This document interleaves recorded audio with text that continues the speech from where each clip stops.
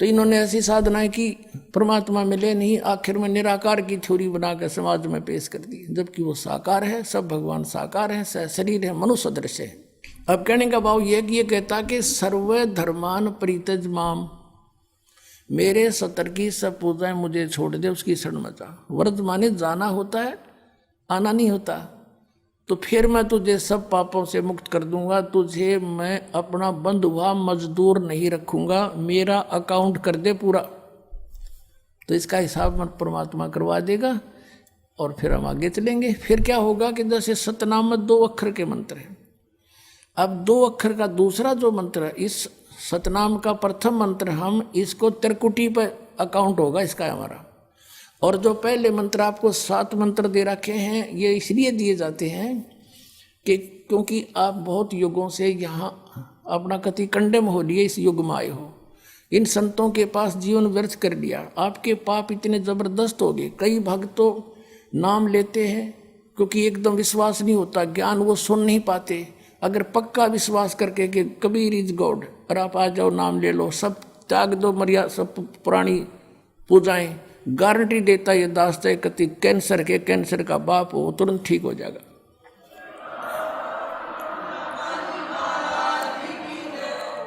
हम मार इसलिए खवा दी काल ने कि ये हमारे विश्वास ना होने देता कबीर इज गॉड, और जब तक ये नहीं होगा इतना मालिक सारा पूरा दे नहीं सकता।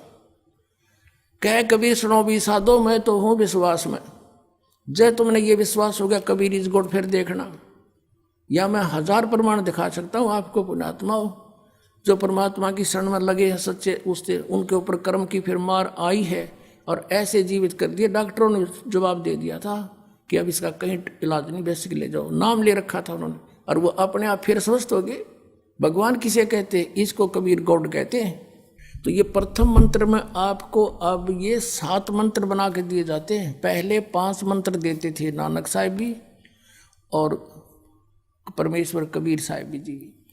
फिर ये है 5 नाम हैं जो हमारे कमलों में ये प्रधान बैठे हैं। मूल कमल में गणेश जी, स्वाद चक्र में सावित्री ब्रह्मा जी, नाभि कमल में विष्णु और लक्ष्मी जी, हृदय कमल में शिव पार्वती जी और कंठ कमल में ये दुर्गा जी। तो ये 7 नाम इसलिए देते हम कि मान लीजिए उपदेश ले लिया और ये प्रथम मंत्र एक बार मेरे मुख से भी सुन लिया मालिक की इसकी जैसे हम देते हैं, और फिर उसकी उस सुनने के बाद साथ साथ बोल लिया और फिर भी मृत्यु हो जाती है, तब मनुष्य जीवन गारंटीड है उस व्यक्ति को, ये गारंटी देता है। और यदि उसने जाप कर लिया कुछ दिन और विश्वास ठीक रहा तो वो स्वस्थ भी होगा और इसकी इसी जीवन में आयु बढ़ती चली जाएगी, परमात्मा बढ़ाता चला जाएगा जब तक उसका मोक्ष नहीं होगा, इस जन्म में पार कर देगा आपको। तो इसलिए ये 7 मंत्र दिए जाते हैं। ये पहले वाला लास्ट वाला मंत्र आपको जन्म दिलाएगा तुरंत, मनुष्य जीवन का गारंटीड है, मृत्यु भी हो जाएगी पुण्यात्मा। इसलिए मान लीजिए किसी का कोई बीमार है, या 80% व्यक्ति दुखी आए हुए, और जो विश्वास कर लेता उनको गारंटीड बात पूछ लो, यहाँ लाखों बैठे होंगे, आ जाते हैं, सुनते रहना और सब स्वस्थ हो जाते हैं। तो ये वो परमात्मा है। तो इसलिए प्रथम मंत्र जो आपको दिए जाते हैं, इनमें ये 2 मंत्र अब कंपलसरी थे, पहले नहीं थे ये। तो इसलिए परमात्मा ने कंप्लीट कोर्स बना करके गरीबदास जी के माध्यम से हमारे तक पहुंचाया है। और जैसे आप जी किसी का कर, जैसे विदेश गए हो, स्वदेश आना है, वहाँ आपने कोई कारोबार शुरू कर रखा है, कोई फैक्ट्री वगैरह लगा रखी है और आपका ठीक से काम चला नहीं, आपका बिजली का कनेक्शन कट गया, टेलीफोन कनेक्शन कट गया, पानी का कनेक्शन कट गया, गैस कनेक्शन कट गया, पैसे बने नहीं, तो आप कंडम हो गए। और वहाँ कोई ऐसा प्रभावशाली व्यक्ति आपको मिल जावे, सरकार को गारंटर बने कि भाई तुम इनका चालू करो कनेक्शन, मैं गारंटर बनता हूँ, और फिर उसको कहेगा भी जो पैसे तो देगा यही तेरे कर्जा उतारेगा, नहीं तो फिर काट दियो ना, वो देता क्या बात है। तो ऐसे ये दास आपका गारंटर बनता है और आपके सब कनेक्शन चालू करवाता है, लेकिन इनकी मजदूरी करके ये देने पड़ेंगे, तुमने कर्जा आप तारना पड़ेगा। और परमात्मा जो है कुछ अपने कोटे से भी आपको पैसे देता, क्योंकि आप चला ही नहीं सकते अपनी फैक्ट्री को बगैर थोड़ा बहुत और सारा ना मिल रहा कहीं से, तो वो बगैर आपके वैसे सब्सिडी समझ लो ऐसे देता है। तो परमात्मा पहले आपको सब्सिडी देता है जिससे आप अपना काम चलाओ और फिर डट कर भक्ति करो, मर्यादा में रहो, आप धनी हो जाओगे, बहुत शीघ्र धनी हो जाओगे। बहुत कीमत है इन मंत्रों की। इन भगवानों के जो 5 प्रधानों से आपने मुक्त होना है, त्रिकुटी पर जब जा सको हो उस समय पहुंच पाओगे जब इनसे आप अपना नो डू सर्टिफिकेट ले लोगे। अब ये मंत्र जो 2 मंत्र फर्स्ट और लास्ट है इन 7 मंत्रों में, इसके साथ मिलने से ये मंत्र जो प्रथम जाप आप करते हो, इनका ऋण मुक्त हो जाने के बाद भी कुछ आपकी कमाई यदि बचगी तो इन 2 मंत्रों के प्रभाव से ये कन्वर्ट हो जाएगी आपकी सतलोक चालन वालिया में, इनमें से बच भी गई तय। और फिर जब आप यहाँ से प्रस्थान करोगे तो आपका अकाउंट, अब ये कहते हैं राधा स्वामी धन धन सतगुरु वाले, ये जय गुरुदेव वाले कहते हैं हमारे गुरुजी तो कहते हैं हम तो सीधे त्रिकुटी से चलते हैं। यहाँ बताते हैं त्रिकुटी यहाँ नहीं है, त्रिकुटी इसके पीछे बैक में है, यहाँ पर जो नीचे से सारा ये तंत्र साथ मिला हुआ आता है, यहाँ है पीछे। ये कहते हैं हमने ना तो वेदों की आवश्यकता, ना किताबों किसी और, ना हम गीता को मानते, ये भी तो किसी ने लिखी है। और हम तो सीधे त्रिकुटी से प्रारंभ करते हैं अपना रास्ता, त्रिकुटी से, उसका किसी ने नहीं पता। ये सारे ऋषि महर्षि त्रिकुटी माथा मारा करते और उन्हें खक नहीं पाया आज तक। त्रिकुटी से तो बहुत आगे जाना हमने, और त्रिकुटी पर जाना कोई बालकों का खेल है, कोई बरवाले का बस स्टैंड है, चाहे पैदल पहुंच जाओ चाहे रिक्शा में बैठ कर पहुंच जाओ। त्रिकुटी इज द इंटरनेशनल एयरपोर्ट, त्रिकुटी अंतर्राष्ट्रीय हवाई अड्डा जानो। और वहाँ वही व्यक्ति जाता, सैर सपट्टे तो कोई धक्के खाए जाओड़ा, क्या फायदा होगा, उसने देख भी और आ जाओ उल्टा, क्या फायदा उसका। वहाँ पर केवल वही व्यक्ति जाता है जो पहले टारगेट बना चुका होता है, और उस जिस देश में जाना है उसका पासपोर्ट और यहाँ की सरकार से नो डू सर्टिफिकेट, और तब वो उस इंटरनेशनल एयरपोर्ट पर जाकर कुछ लाभ उठा सकता है। तो वहाँ से फिर आगे कैसे जाएंगे, उस त्रिकुटी पर पहुँचने के लिए तो सारा झंझट है, उस पर जाए पता फिर आप पे काम बन गया। तो त्रिकुटी पर जाने से पहले हमने इन भगवानों से नो डू सर्टिफिकेट लेने पड़ेंगे। और आपकी ये ऐसी भक्ति है, इसे ऑटोमेटिक, ये देवता है, ये कोई किसी के साथ भेदभाव नहीं करते, आपकी कमाई एग्जैक्ट लिखी पाएगी कंप्यूटर की तरह, और जो आपका ड्यू शेष होगा आपको थमा दिया जाएगा। हृदय कमल में जीव रहता है, और इसके यहाँ से फिर ये सबसे पहले इसका रास्ता है त्रिकुटी में जाने का, सबसे पहले मूल कमल में जाना पड़ेगा। मूल कमल से फिर सीधा रास्ता बनता है त्रिकुटी तक जाने का। उससे पहले गणेश जी के लोक में से गुजरना पड़ेगा, उसका एक जैसे बैरियर होते हैं प्रत्येक बॉर्डर पे, यहाँ ऐसे बैरियर हैं। वहाँ जब आप जाओगे आपके सामने आपके मस्तिष्क पर जैसे लॉकेट होता है ऐसा लगा पाएगा, और तुरंत आपको कहा जाएगा चलो आप जाओ, आपकी ये पूंजी, और वो आपके उस मस्तिष्क में ऐसे लॉकेट पे वो नो डू सर्टिफिकेट छपता चला जाएगा। फिर आगे चलोगे आप, आगे आप पहुँचोगे जब विष्णु जी के लोक में, वहाँ भी आपको ऑटोमेटिक मिलेगा, कोई बाधा नहीं मिलेगी, क्योंकि वहाँ तो चोरों को पकड़ा जाता है, सा को थोड़ा, वो देवता भी तो हैं, वो किसी के साथ जरा सी भी गड़बड़ नहीं करते। फिर ऐसे शिव के लोक में से शिव इस कमल में, हृदय कमल से फिर त्रिकुटी कंठ कमल में आएंगे, फिर हम त्रिकुटी पर पहुंचेंगे।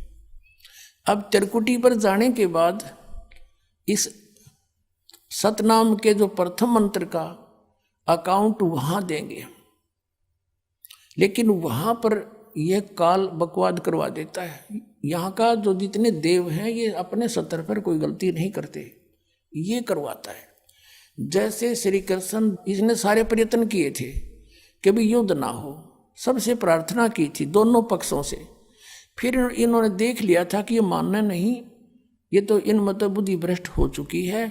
और उसमें क्या था कि सब रिश्तेदार राजा आधे आधे बांटने थे उन्होंने। ये राजा को भाई जो कौरवों के पक्ष में आना चाहता है वो अपनी स्वीकृति दे दो, पांडवों के पक्ष में आना चाहता वो अपनी स्वीकृति दे दो, ऐसे कति तैयारी होगी।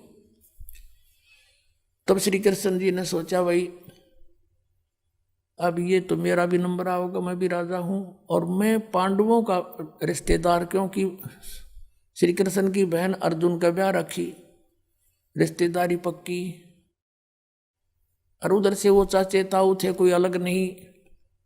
तो श्री कृष्ण जी ने यहां तक कह दिया कि भी एक तरफ तक मैं हूंगा, एक तरफ मेरी सेना होगी, अब मांग लियो जिसको मांगना हो।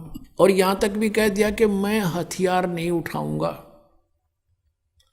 अब पांडव तो मुंह धो रहे थे श्री कृष्ण पे कि सर्वशक्तिमान है, ये जो हमारी तरफ पक्ष में हो गया तो अकेला ही बहुत है। तो फिर पांडव घबरा गए थे। पांडवों ने यहां तक कह दिया था प्रभु हमें 5 गांव दिवा दो, हम युद्ध नहीं करेंगे। वो नहीं मानना था, फिर भी छोड़ो इस बात को, हम आगे लेंगे। तो फिर जब महाभारत का युद्ध हुआ, अब श्री कृष्ण ने हथियार उठाया, पहिया उठा लिया रथ का, उसको अपनी शक्ति से सुदर्शन चक्र बना दिया और उसने बहुत लाखों लोगों को काट डाला। अब ये अपने सत्र पर गलती नहीं करते ये देवता, जब तक ये न्यूट्रल रहते हैं। और जब इस काल ने इन पर प्रभाव किया, अंदर प्रवेश कर गया इसके काल, श्री कृष्ण के पाप को बनवा दिए इसके, और सुदर्शन चक्र उठवा दिया और झूठा बना दिया, वह प्रतिज्ञा भंग करवा दी। ऐसे ये त्रिकुटी पर जाकर चाल चाल है, यहां तक नहीं बोलता ये। अब वहां ये कोशिश करता है कि इसको यहां उलझा दूं।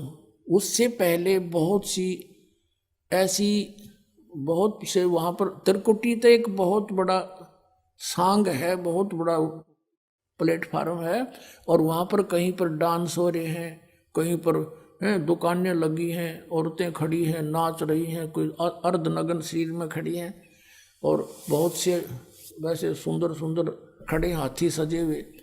तो ये जीव वहां जाकर बिचल जाता है। सब ये नकली गुरु भी वहीं खड़े हैं, नकली गुरुओं का रूप बनाकर तो काल आता है, और अपने असली गुरु का रूप बनाकर परमात्मा आते। इस दास के रूप में आपको त्रिकुटी पर उपलब्ध होंगे परमात्मा। तो वहां क्या होगा कि कई बार ये काल भी परमात्मा यानी असली गुरु का रूप बनाकर खड़ा हो जाता है। तो सबसे पहले आप क्या करोगे, प्रणाम जब करोगे गुरुदेव को, ये स्वभाव तो आपका यहाँ बना ही दिया जाता है, गुरु जी दिखे दंडवत करोगे। दंडवत करते समय एक सतनाम का सुमरण अवश्य करना होता है।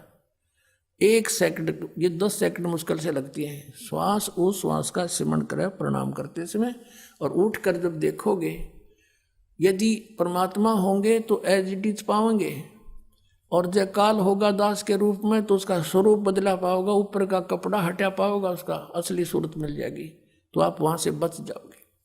अब फिर क्या होगा कि फिर तुम जैसे यहाँ आप देखते हो गुरु जी आगे सारे पीछे पीछे हो लेते हो, तो वहाँ जब मृत्यु होगी आपको स्वप्ना सा दिखेगा। जैसे आप किसी ऑफिस में गए हो किसी कामवश, और वहाँ आपका काम फटाफट होता जा रहा है, नहीं होता है तो आप दुखी हो रहे हो, बार बार बैठ कर रो रहे हो, तो ऐसे ही चलेगा वो।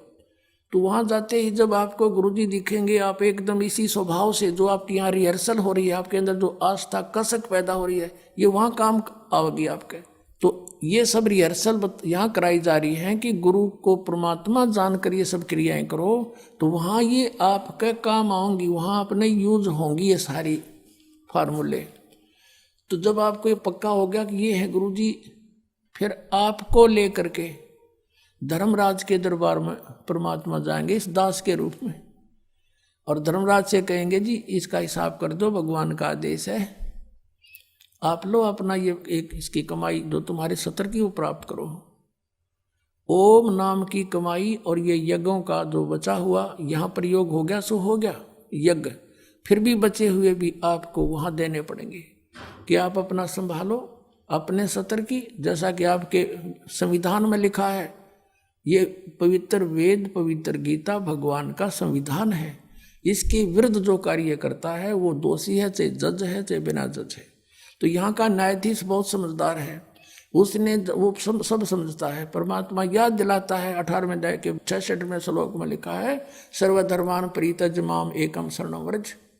अपना अपने सतर की जो तुम्हारी है वो अपनी लो इसकी पूजा है और इसको छोड़ो, आगे चलेगा ये।